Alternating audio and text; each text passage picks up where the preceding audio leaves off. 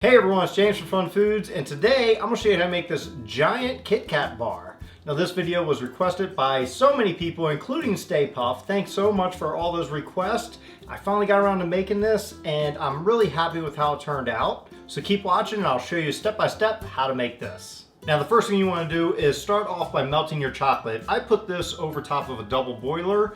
You can put it in a microwave, melt it 30 seconds at a time until it's completely melted.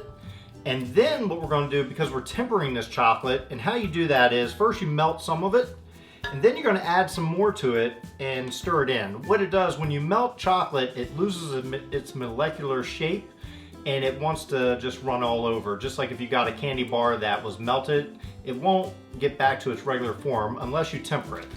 So we're going to add a little bit more of these chocolate morsels.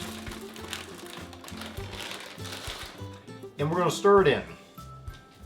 And the new morsels will teach the old chocolate how to get its shape back, basically.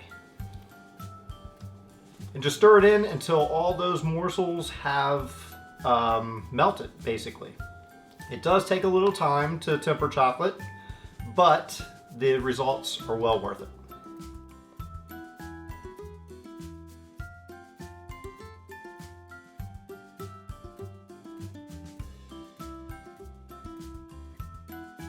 Okay, so now our chocolate is tempered. We have to work kind of quickly. We don't want our chocolate to harden up. So what we're going to do now is I'm going to take this, set this aside, and I'm going to bring in, these are my wafers. I got these online. I'll put a link in the description below where you can get a hold of these. They come in these 9x11 sheets, which are really cool. And what we're going to do first is cut them in half, because the thing I'm going to use to make this is only going to need about half this size. Plus I can use them to stack on top of each other. So I've already marked out 4.5 inches to where I need to cut this, because they are 9 inches across. And I'm just going to cut this straight down. I'm using a serrated knife, and I'm going to carefully cut this slowly so I don't break it up. Pretty good, only a little breakage on that one, not a big deal. I'm just going to take one, I'm going to take an offset spatula, get some chocolate on there, and just smooth it out. It doesn't have to be perfect all the way across. You can just take your next one and place it right on top,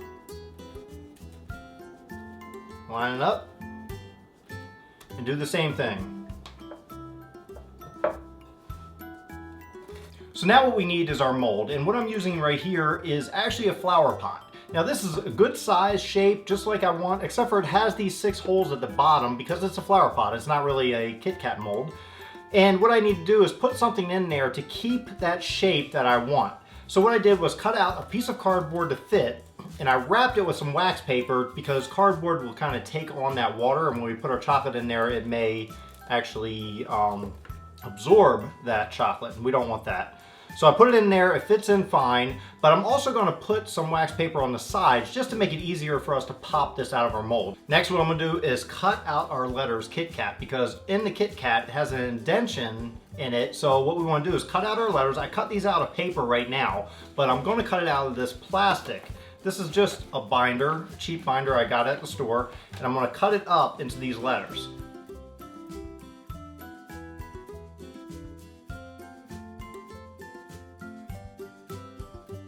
When all your plastic pieces are cut out, what you need to do is inside your mold, you need to arrange them upside down and in reverse order, and we need to glue these in place and make sure it's all firmed up before we start pouring our chocolate in. What we're going to do now is fill the bottom of this with some chocolate before we put our wafers in. And I'm only going to need about 1 inch of chocolate. So I have tempered some more chocolate, and I'm just going to pour this in.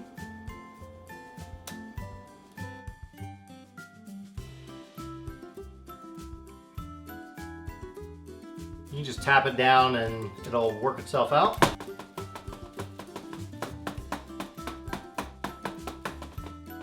Next, what I did is I have my wafers.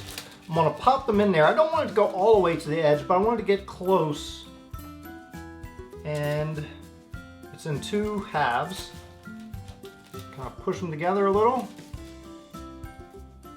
And then I'm gonna pour some more chocolate all around it, on the sides and on top.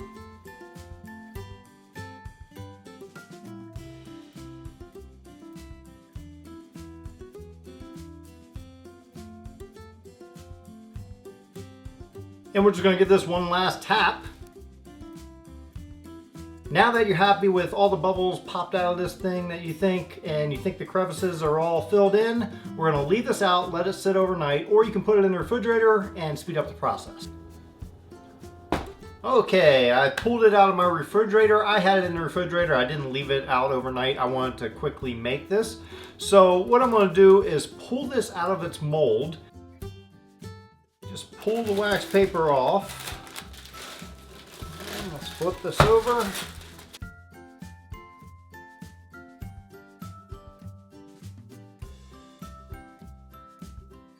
And we also need to remove the plastic Kit Kat. And I'm going to cut another piece off the other side. You can just hear the crunch. Well, now it's time for the taste test. I've already cut a small piece of this off, and I'm going to try it right now to see how it tastes. It's good. It tastes more like a European Kit Kat because I didn't use Hershey chocolate, which is the way they're made here in the US, but Nestle chocolate, how they made pretty much in Europe. So, tastes good. Well, thanks everyone for watching. I hope you enjoyed watching me make this giant Kit Kat bar. It was a lot of fun making this, and I think it turned out quite nice. And if you enjoyed this video, please hit that like button. Also hit that big red subscribe button if you're not already subscribed to get new videos every week. And be sure to check out some of the videos I have off to the side. I think you may enjoy those as well. And until then, I'll see you next week.